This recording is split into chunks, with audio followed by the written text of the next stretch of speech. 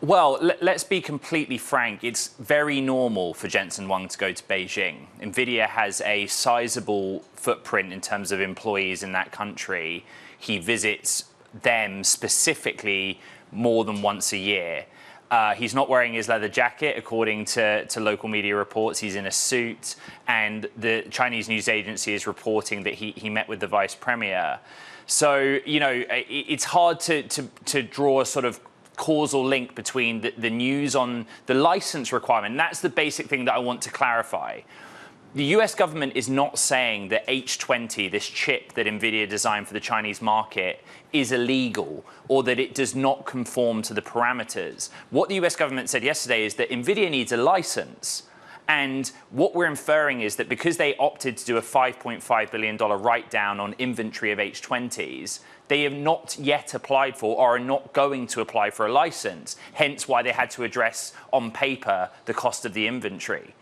So what happens next, who knows? But the timing is timing, Danny. Can we, Ed, just talk on air about something you and I were messaging about yesterday, which is that in my mind, it doesn't matter if the U.S. puts H20 export curbs on Nvidia, because the Chinese Communist Party has already advised companies not to buy these chips. And maybe a little bit differently than how things work in the U.S., when the Chinese Communist Party advises you to do something, in China, you do it, or maybe you disappear. Historically, yes. You're referring to the Chinese National Development and Reform Commission.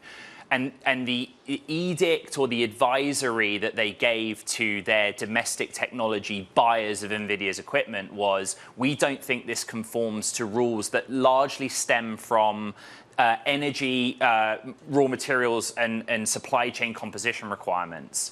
But I think it is an advisory. You know, what we know is that very large Chinese technology companies, Alibaba, Tencent, ByteDance, were the biggest buyers of H20. I think we also know that they had built up inventory of that technology and already had them.